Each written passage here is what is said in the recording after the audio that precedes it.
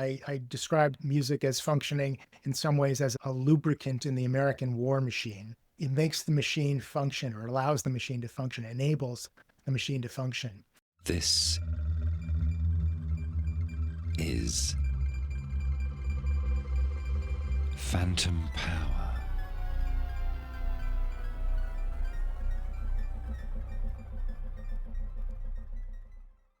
Welcome to another episode of Phantom Power, a podcast about sound.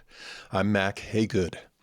I just noticed that this month makes 7 years that we've been doing this podcast, which feels like a pretty nice milestone. And in that time, we've really tried to keep the focus on sound as opposed to music. There are a lot of fantastic podcasts about music, not nearly as many taking a really deeply nerdy approach to questions about sound. And so that's been our lane.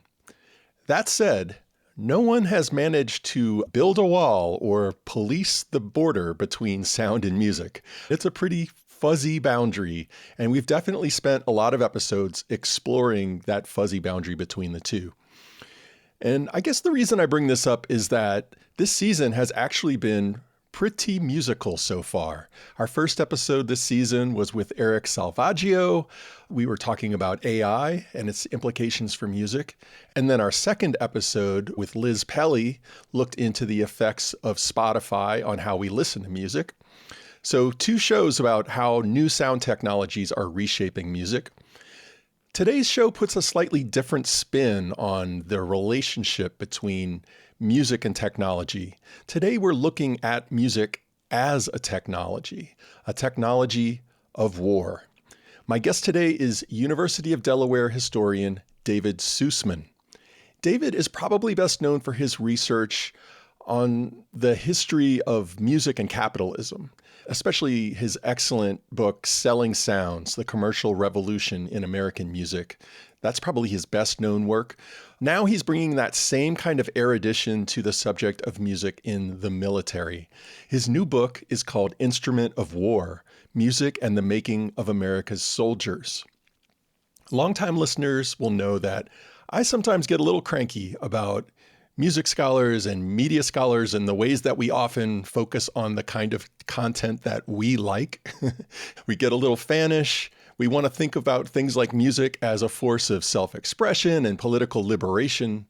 Of course, music can be those things, but music can also be a technology of domination, of indoctrination, of disciplinarity, even torture. And David Suisman's Instrument of War is the most comprehensive look at military music that I'm aware of. If the subject matter sounds a bit grim, you'll be happy to hear that this book is full of fascinating historical anecdotes.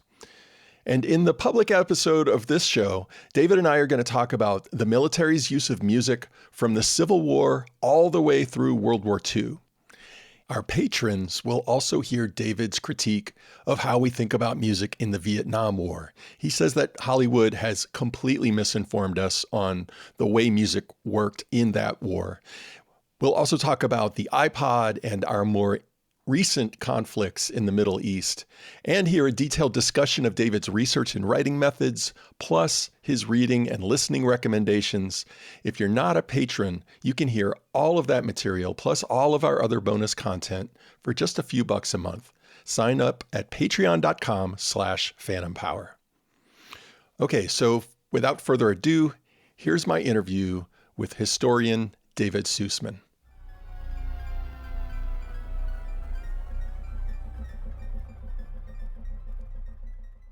David, welcome to the show. Thank you, Mac. It's great to be here. Your opening sentence concerns a rather staggering figure about the United States military budget. Could you maybe tell us about that? It stopped me dead in my tracks when I found this little factoid in the course of my research. And that is that in 2015, 10 years ago, the U.S. Congress allocated some $437 million to music by military bands. And not just a raw number, but that was about 3 times the size of the entire budget of the National Endowment for the Arts. Just let that sink in for a second. Like, the government was spending almost 3 times as much on military music as all other support for the arts combined. That really knocked me out. It's really incredible. And I love this as a strategy for opening a book because the number just speaks for itself, right? It boldly proclaims the stakes of the book, for one thing, right? If music wasn't perceived as deadly serious by the Pentagon, they really wouldn't be spending this kind of money and fighting budget hawks on this issue since the Civil War, right? There have been Yeah. skeptics about the value of music to the military. But it also signals to scholars, to music scholars, that the military should really be front and center in our research agenda as well, right? Like, Yeah, why absolutely. hasn't it been? Sound Studies has done a lot of really creative work, but the state has not been very present in a lot of scholars' frameworks. And one of the things that I was seeking to do, or one of the things that I was exploring in the course of working on this whole project, was trying to understand the relationship between sound and the state. I was thinking the state is important in the construction of modern social formation. And so, what is the role of sound in it? And what does sound mean for the state? These were pretty abstract questions that I didn't know how to answer for a long time. And then I found a few different places where they were manifest, but one of them was in thinking about music in the military. That was one of the places where the military is so important to the constitution of the state and the function of the state, and sound in the form of music being so central, I realized, to the military. So Yeah. that's how I came to it and why I think it makes sense for the scholarship. And there's certainly been some good research done. I'm thinking of Suzanne Cusick's work, yeah. Cusick's work on musical torture, or Martin Daughtry's work in his book, Listening to War. But in terms of a comprehensive study of how music has been used by the United States military, I'm not familiar with any other book that really does this work. There is surprisingly little on music in the military that's not about particularly songs. When people have written about music in the military, it's often been song focused, about song lyrics, essentially. Mm-hmm. And as I'm sure we'll talk about, my book is much broader, more capacious than that. And Well, in fact, that's really why I thought it was a good fit for a sound studies podcast like this, because you don't really focus on musical compositions or composers. Like, I was really surprised at how little real estate John Philip Sousa gets. mentions, yeah. But instead, you're really interested in music as a sonic technology that's used by the military on one hand, and then also by soldiers themselves or service members themselves on the other hand. That's exactly it. I'm really interested in how music itself works as a technology, not about music technologies, as we usually use the term, but how music is used as a technology by the military to advance the military's aims in war making. And it does so in this dialectical way. It works as a top-down tool of the institution. It functions to train and condition and discipline soldiers, and then as a bottom-up tool of the rank and file to basically address their own emotional and psychic needs. And these two work in concert with one another to keep the military going. I described music as functioning in some ways as a lubricant in the American war machine. It makes the machine function, or allows the machine to function, enables the machine to function. So in this respect, what I was interested in doing was looking past musical compositions or composers and thinking about what music does in this very Christopher Small musicking way. Yeah, can you talk a little bit about, for those who don't know Small's work, that concept of musicking? Yeah, he was a musicologist who posited that it's more constructive to think about music as a verb than a noun, and thinking about music as process more than product, as a kind of set of relationships that exists among people. And those people involve performers or composers and performers and listeners, but also musical instrument makers and music publishers, and in this case, military officials who allow for music or promote music or tolerate music in the ranks. And that they are all responsible in this sort of interconnected way, in this complex interconnected way, for the phenomenon of music, which I don't think he says this exactly, but one of the things I derive from his work is that you can't really think about music in the abstract. Whenever you think about music in the abstract, it's always a kind of music in particular. That particularity varies, but music is something that exists in particular times and places. And so I'm thinking about music in action, like Bruno Latour did with science. I'm thinking about it in particular times and places. What is music? What is musical activity? And that's what I sought, and the way that I sought to explore music in the military in the book. Yeah, absolutely. I would say another touchstone is Foucault's work and thinking about disciplining the soldier. You do mention Foucault's Discipline and Punish book, as I recall, talks about soldiers quite specifically, and sort of has an argument that in the 17th century, soldiers were found, right? You looked for the man with a certain kind of body who looked like a soldier that would be an effective soldier. And then by the end of the 18th century, soldiers were something that were made. You found techniques to discipline the bodies of men and turn them into what he calls a docile body, a body that can be made useful, a body that can be organized in space and in time. And I think you show really persuasively that music is capable of doing that kind of work, and in fact is probably essential to it. Yeah, it's been really important. And if you think about, stepping back for a second, one of the things that the modern nation state does is that it goes to war with other nation states. You have inter-imperial wars, but the modern nation state wages war in particular ways. And one of the ways is that it requires the mass production of soldiers. You need big armies, not just, as you put it, finding soldiers, but actually manufacturing or mass producing soldiers in large numbers to wage war against one another. And music is not the only piece of this. It's not an argument that the music makes war, music is war. It's that music is part of this process, an essential part of this process. It's part of how the military transforms civilians into warriors. Ordinary people who would not ordinarily kill other humans, and you transform them into people who, are capable of killing other people and in fact do that and following orders in very strict regimented ways. And so music is part of that disciplining. We'll probably come back to talking about the phenomenon of military cadences, the chanting in boot camp, but this sort of sound off 1, 2. The guy who makes that a kind of systematic part of boot camp, of basic training, was a military officer named Bernard Lentz.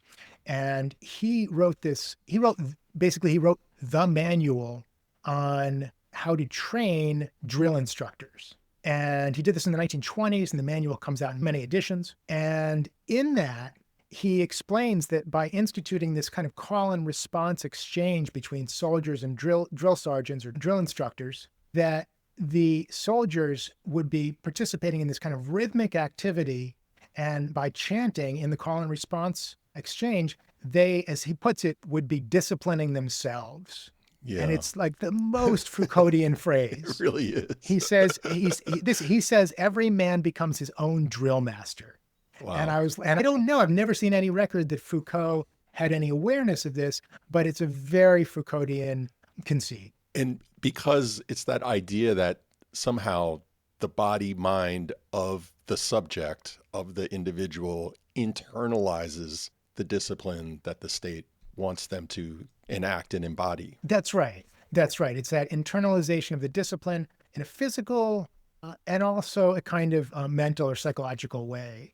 But where it deviates from like a strict Foucault model is that music also does something else, and that is that it's a really invaluable tool for soldiers to preserve their own kind of psychic autonomy. They, in the military, which is what's sometimes called a total institution, meaning people within it control almost nothing about their lives.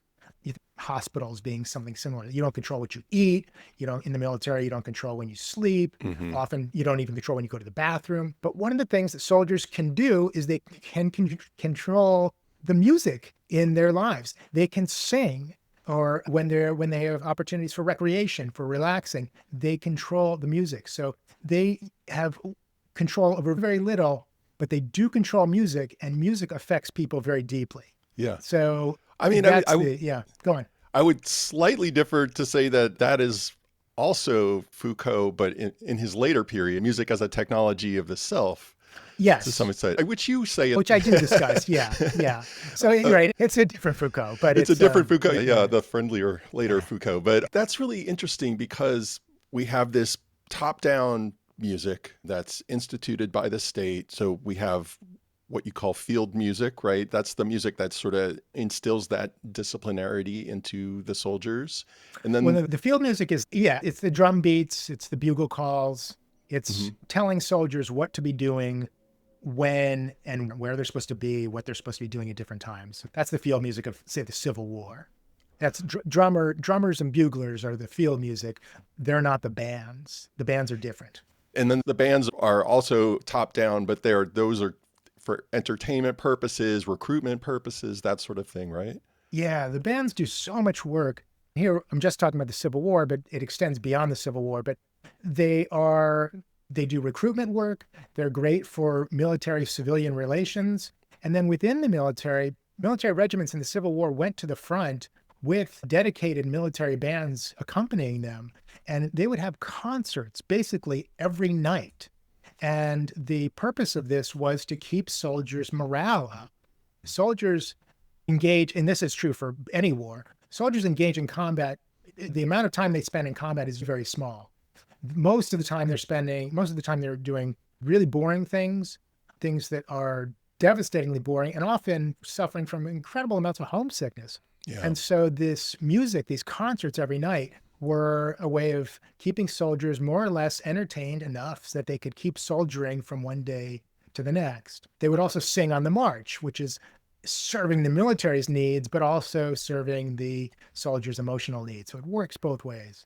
Yeah, and that piece of the top down and the bottom up, I really think come together in this fascinating, this is during the chapter on World War II, Yeah. where you write about Private Willie Lee Duckworth, who was marching to these cadences that Lentz prescribed, but he injected something new into them. Can you talk about him, who he was, and then how he changed what we conceive of as a military march in the United States? Yeah. And I'll start by saying that most people have some familiarity, even if you've never served in the military, people have a sense of soldiers chanting these cadences in basic training. But the practice that we often associate that with is not only the 1, 2, sound off, 3, 4, etc., but this kind of improvisational, often humorous, sometimes it's a very macabre humor, sometimes it's a very sexist humor, but this kind of improvisational call and response chanting.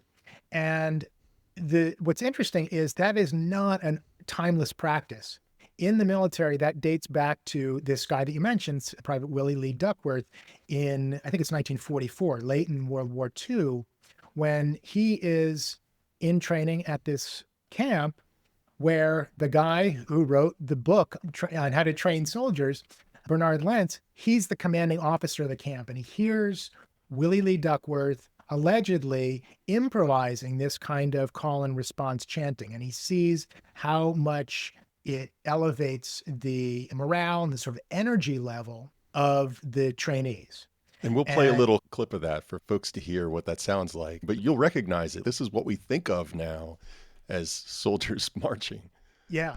Hut, whoop, hip, whoop, the heads are up, the chests are out, the arms are swinging and cadence count. Sound low. 1, 2. Sound low. 3, 4. Cadence count. 1, 2, 3, 4. 1, 2, 3, 4. Eeny, meeny, miny, mo. Let's go back and count some more. Sound low. 1, 2. Sound low. 3, 4. Cadence count. 1, 2, 3, 4. 1, 2, 3, 4. We will march to beat the band and we'll never bite. Bernard Lentz, he's the commanding officer of the camp. He hears Willie Lee Duckworth and he says, "This is amazing." And he says, "Why don't you write a bunch of these down?" And he assigns him some other officers to do this with him. And then he institutionalizes this and he systematizes it and he makes a recording of it. And then that recording is circulated among other training camps. And very quickly, it becomes institutionalized practice within the military to have this kind of improvisational culture that comes originally out of African American prison songs. And so it's moving from one disciplinary institutional setting to another. Yeah, I think this is really important to point out because I had no idea about this. Private Duckworth was black. And so he was what in a Segregated unit, yep. segregated unit. And so Lentz hears this segregated unit doing this kind of vocal performance, right? And then so that's when you really think about it, just from the sound of it, from what we know about work songs and prison songs in the history of African American music, like it's very recognizably an African American innovation, and yet I never really pieced those two things together. Yeah, this is the hidden history of this practice that most people are aware of on some level. The songs, when they were prison songs, were called Jody songs. And this was allegedly, folklorists believe, because there was a recurring character in these songs named Joe the Grinder, he was called in the prison songs. And Joe the Grinder was this opportunist who would go, and while somebody was in prison, Joe the Grinder would go and steal this guy's girl, steal this guy's money, steal this guy's clothes, whatever. And so Joe the Grinder becomes Jody.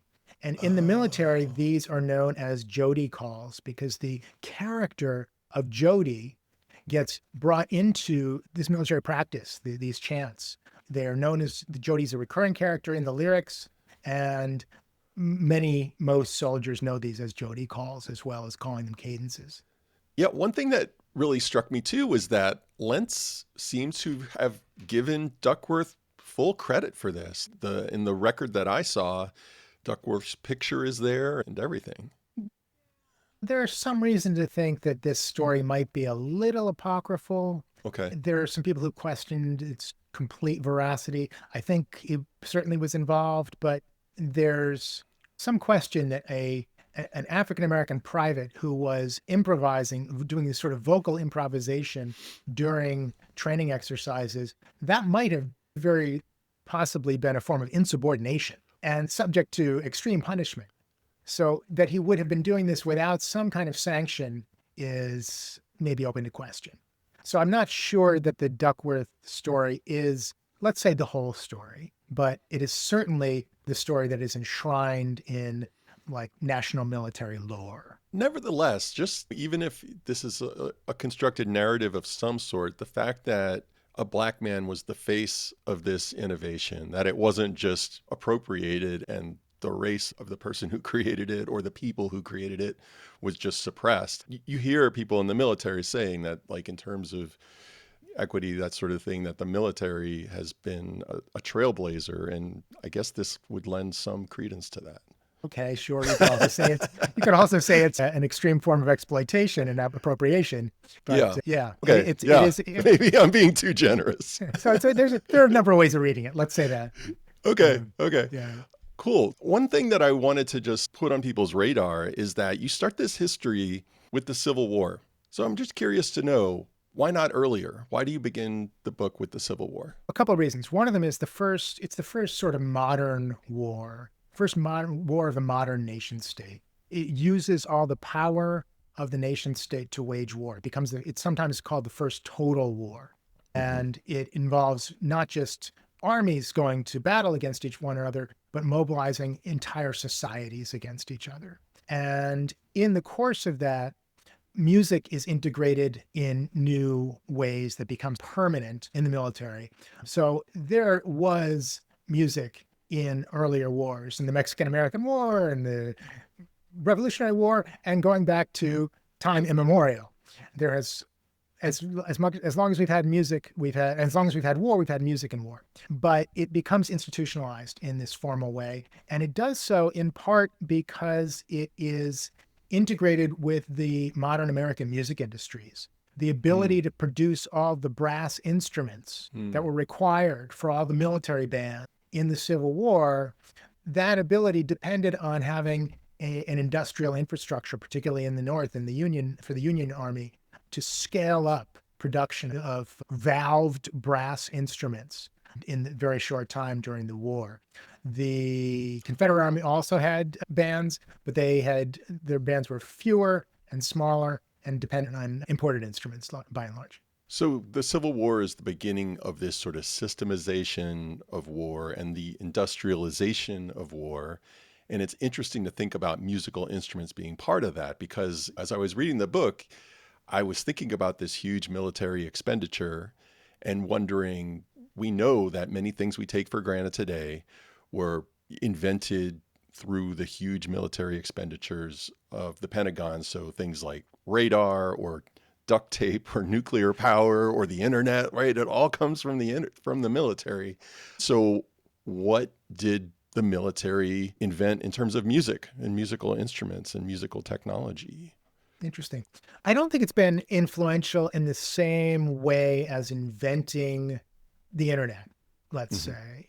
But one thing is, it has been responsible for this civilian military fusion. The interconnectedness of the culture industry and the military has been one of the innovations of having music in the military. It hasn't just been self-contained. It has grown in the military through its association and cultivation by the culture industry. It has produced a lot of musicians. A lot of musicians have served in the military and gone on to illustrious careers.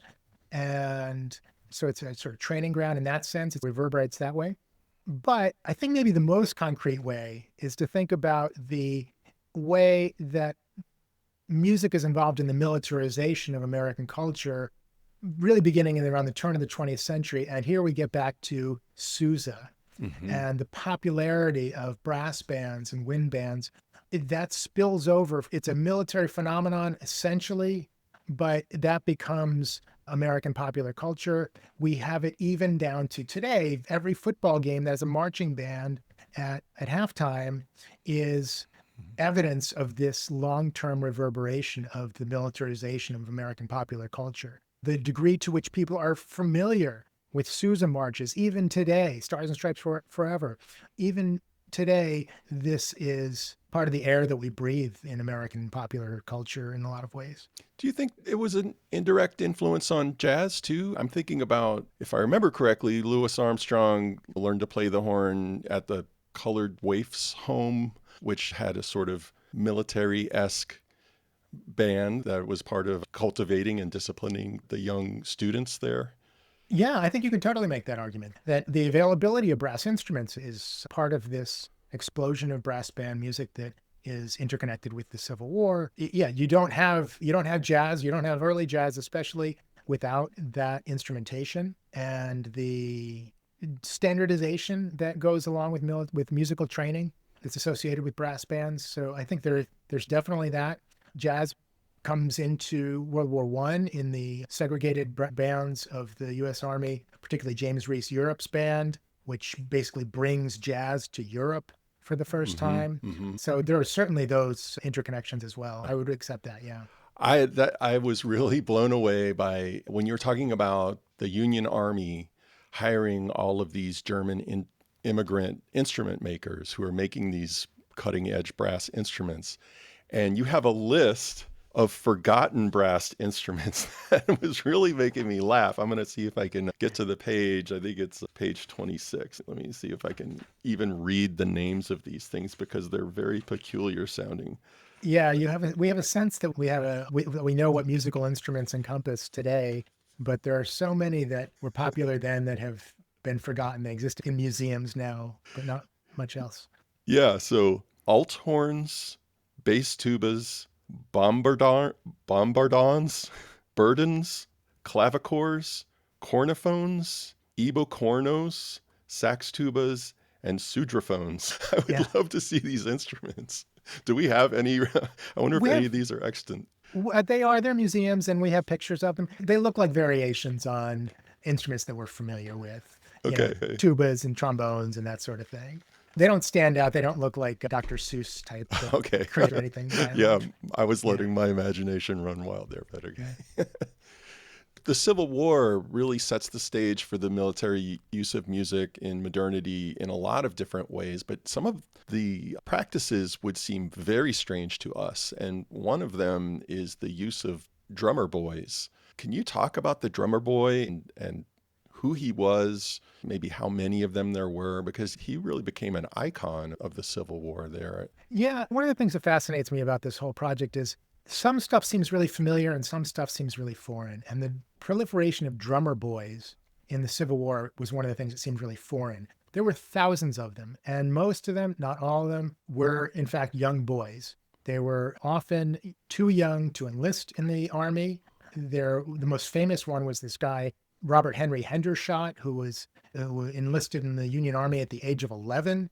He claimed to be the youngest person in the Union Army, but in fact, other researchers believe that there were drummer boys who were younger than him, 9 and 10 years old. Wow. They served with military units, and they were a communication system for officers telling soldiers what to do, when to do it, and where to do it. So they would say assemble, or they would say march, or they'd say go left or go right, or start shooting or stop shooting. And drummers and buglers were audible. And the reason why they did this is because they were audible over distances, and they were audible over the cacophony of combat. You could hear them, and they would be at the elbow of commanding officers. The commanding officer would say, do the drum beat for march. And not only is the phenomenon of the drummer boy interesting, and I should say, they became these figures in popular culture. There were songs about them. There were plays about them. There were novels about them. So they were well known at the time, and they were endeared in this kind of nostalgic way. But the other thing that's fascinating about them is that these drum beats that the drummer boys beat out were recognizable to all the soldiers. Part of soldiering required that they could recognize all these different drum beats, dozens of them in some cases. That they would say, oh, that's the drum beat for assemble. That's the drum beat for eat, go to sleep, whatever. Yeah, that's fascinating. It's reminiscent of what Jonathan Stern would call an audile technique, right? A mode of listening that we get in modernity that gets very specific and detailed in a particular way. And just to think about these young boys being utilized as a communication technology is pretty fascinating. And I think part of the setting that we need to set for people and thinking about the drummer boys' importance is that you point out this is the first war where the amount of gun smoke generated is truly like blinding. Like you really quite often can't see, right? There's also this volume of bombardment that was unprecedented at the time as well. Yeah, to be fair, it's the first American time. The Napoleonic Wars, I think, had a lot of this smoke as well. So 19th century phenomenon of lots of smoke, sound being essential to communication. You couldn't rely on visual cues. You couldn't rely on semaphores or whatever for visual cues. And that's why the sound became so important. But I don't want to, as much as we can bore into the Civil War, I don't want listeners to get the sense that this is a Civil War book, because it's really just the starting point for that. No, not at all. Yeah. Not at all. Not at all. And in fact, I was about to jump forward and just touch on some of the other wars that you discuss. And the book is not entirely centered on specific wars. It's taking a wider view. But for the purposes of this podcast, it's an easy way to organize our discussion. And I was really interested that by World War I, this sort of systemization and industrialization of war have really intensified. And we start to get sort of psychological conceptions of war. And so like a term that comes to the forefront that you mentioned earlier was the concept of morale. You talk about morale as an idea and how music was useful to the military as they were trying to cultivate morale. Morale is like crucial to military planning, military management. In World War I, it rises. There's morale. The people talk about morale earlier, but it becomes a really key concept in military management around World War I. And morale's funny because it encompasses different things. It encompasses mental health, general attitudes, general like levels of happiness, attitudes about the war. It doesn't mean one specific thing, but music works for elevating all of them. Whatever you mean by morale, music helps it. And it helps people's mental health. It improves their position about where they are, what they're doing. It doesn't make them love the war necessarily if they don't want to be soldiers, but it has this kind of versatile, multi-function effect. And in the First World War, military managers, military senior officials looked on music as an essential sort of martial technology. There's a general in World War I named Leonard Wood, a hardcore guy. He'd been a Rough Rider in the Spanish-American War. He was a hero of the Indian Wars. And he says, he's talking about singing here specifically, but singing is a big part of music in World War I. He says it sounds odd to the ordinary person when you tell him every soldier should be a singer, because the layman cannot reconcile singing with killing, but it is just as essential that the soldiers should know how to sing as that they should carry rifles and learn how to shoot them. Wow. So this is part of the idea of what an operational military encompasses, how it works. It has that kind of function. And so morale is a big part of that. I was really struck by the role of group singing in World War I. There, you show these photographs of men singing together.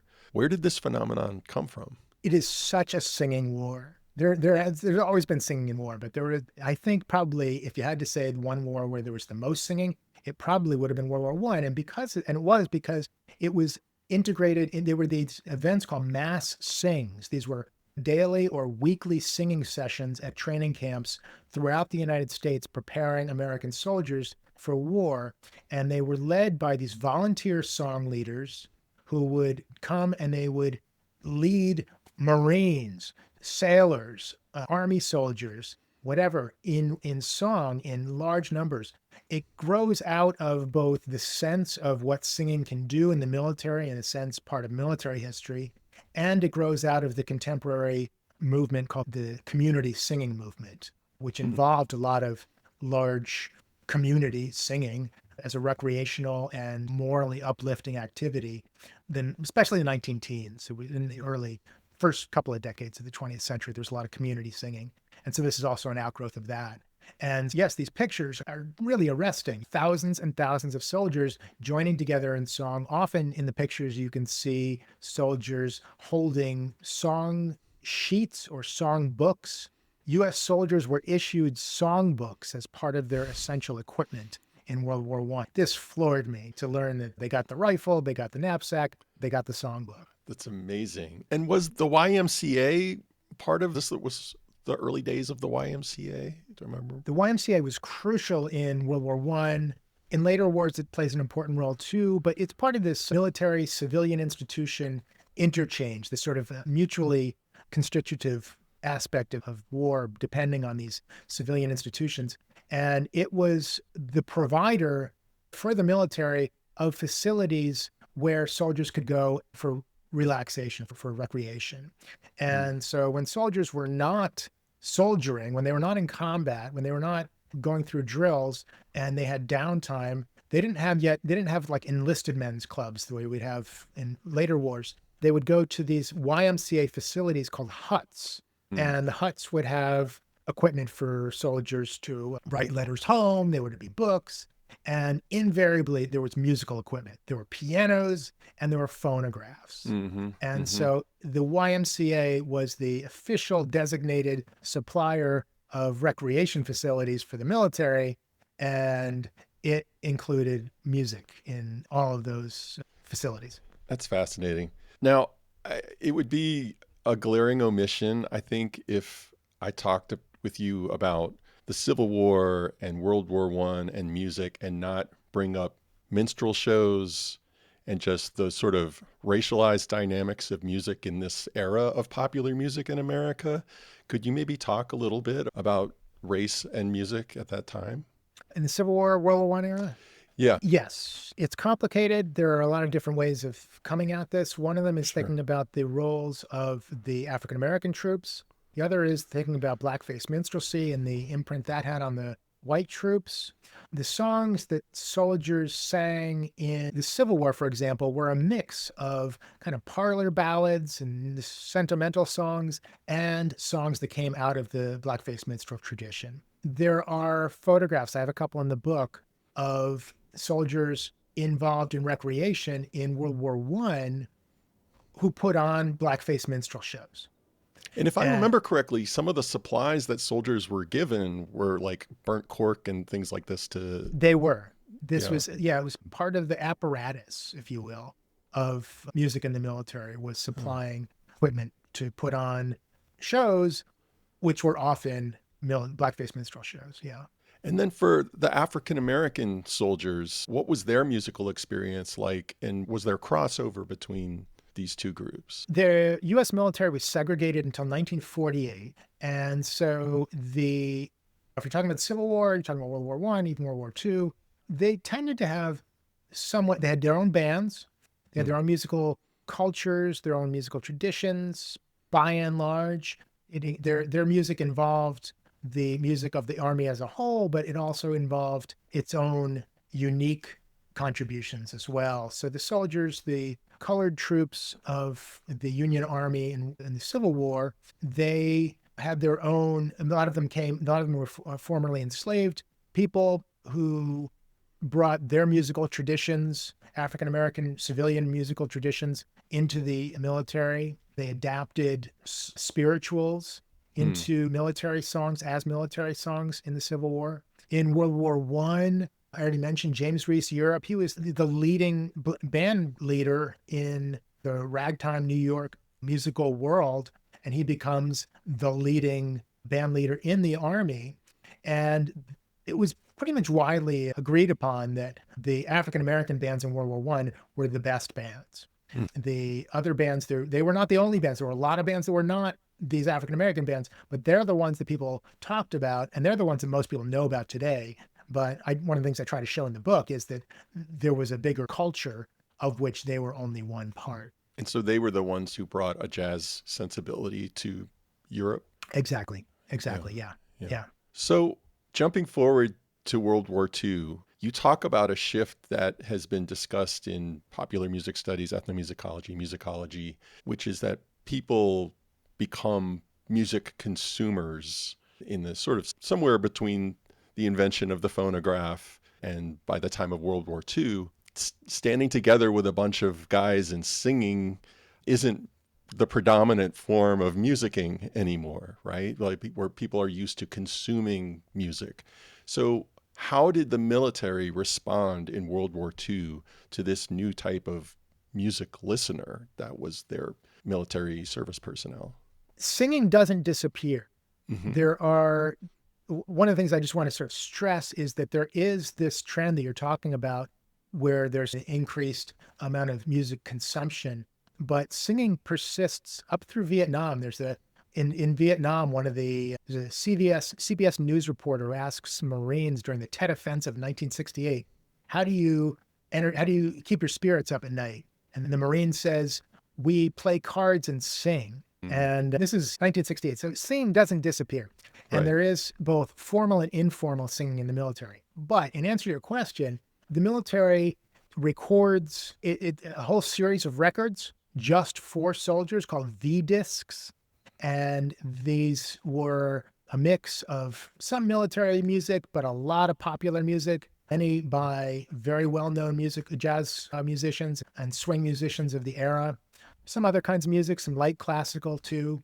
And the military produced these records, shipped them out to military units all over the world on a regular basis. And the soldiers would then play them on phonographs that the military had issued to these individual units. So this is part of keeping up with the transformation of musical practice in civilian life throughout the 20th century. There was phonograph use in World War I as well, but it becomes much broader, much more expanded, and much more systematized in World War II. The military also creates a worldwide radio network for the first time, the Armed Forces Radio Network. And so soldiers, GIs in World War II sat around listening to the radio, and they listened to radio shows that were modeled on the music shows of the American home front. And so the goal of the military by World War II was to try to create conditions that were as close to soldiers' lives as consumers as possible. They tried to give them all the consumer comforts, at least in this case through music. But just an example of how, and sometimes the line is blurred between them. So another initiative during World War II was that the military issued these monthly circulars that were sent to soldiers called the Army Hit Kit. Every month they would get in the mail through the postal service, the military postal service, a 8-page circular with the song lyrics of current and recent popular songs. Wow. And sometimes those songs were the same songs that were included with the latest batch of records. And sometimes it was also expected that they would have the lyrics so they could sing them even without the records. So there was an expectation that there would still be singing, even though there was also a lot of musical listening at the time. Wow. And then, of course, we also get the in-person entertainment from the USO. Can you maybe talk about the USO? Because this was a massive initiative. First of all, we have to remember there were, 16 million people in the combat theater? Like, that's just an incredible number of people that you need to entertain. And the idea that they tried to entertain them not only through media, but also in person is just a staggering effort to think about. Yeah, it grows out of an effort, again, growing out of World War I. There was an effort to work with the vaudeville industry and the major impresarios in World War I to supply live entertainment, vaudeville shows for soldiers in World War I. And in World War I, it works. But by the time you get to World War II, they're ready. A number of organizations come together and they form what's called the United Service Organizations to supply places where soldiers could come together and dance, for forms of informal recreation and so on. And then they would also have these live shows. And this was basically a subsidiary of the USO. It's called the Camp Shows, Inc.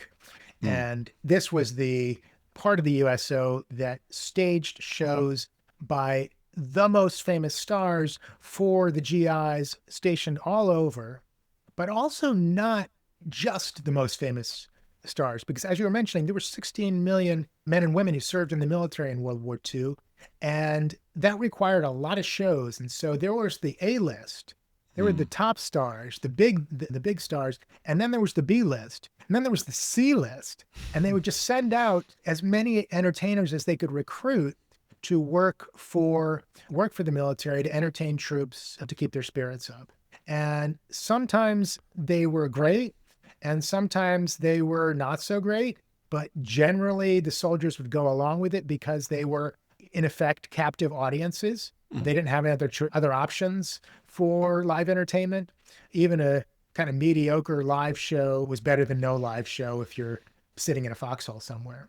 Yeah. Thing that I found just, I don't know, just a little bit difficult to come to terms with was thinking about the USO and these sorts of clubs and cantinas. You mentioned they would have dances and that there were these hostesses who were expected to dance with all these servicemen. Can you talk about that role and the emotional labor that must have involved? I can, but I can't do so without calling attention to the great work of Sherry Tucker on this.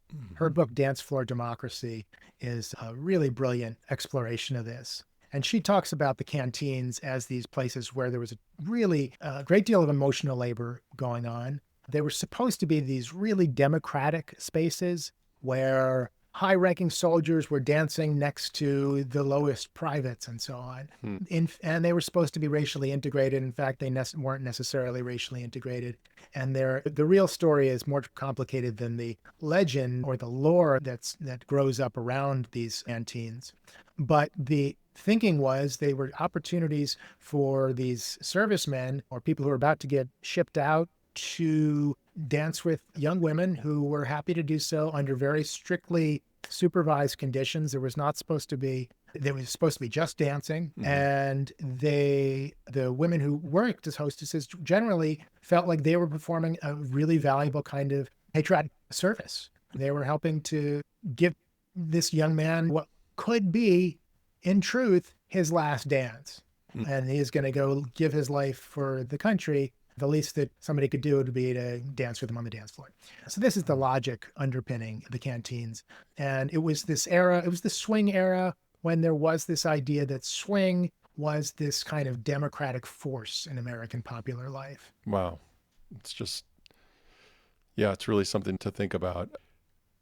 Moving forward to the Vietnam War and to the U.S. incursions into Iraq and Afghanistan in the War on Terror. Vietnam War has a certain kind of mythology around it, as you say.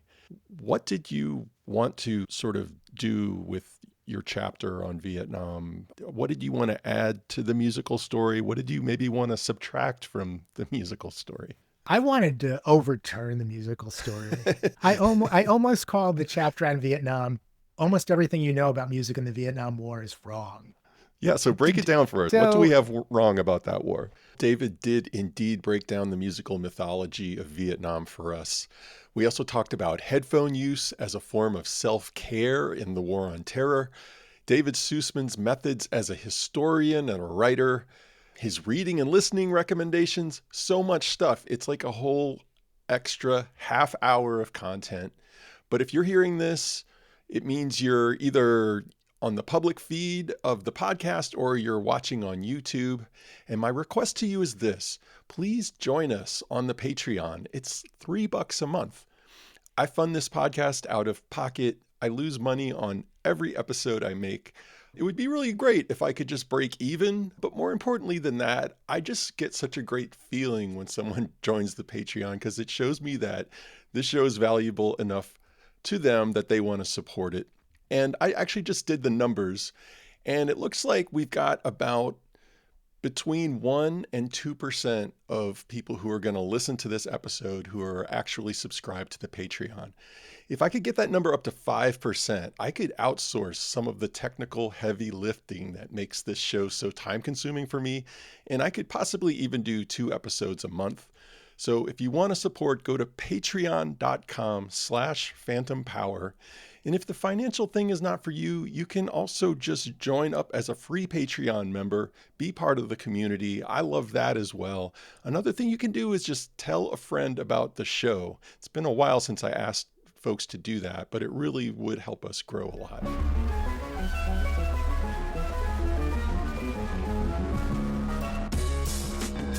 Our next show is a roundtable about the cassette tape with 3 amazing scholars of that technology and the communities that have evolved out of that technology. We've got Rob Drew, Eleanor Patterson, and Andrew Simon. It's going to be fantastic, so look for that next month. And that's it for this episode of Phantom Power. Huge thanks to David Suisman for being on the show. And I want to thank my assistants, Niso Sasha and Caitlin Fan, for their editing assistance and transcription work. And I want to thank Blue the Fifth for our outro music. See you next time. Bye.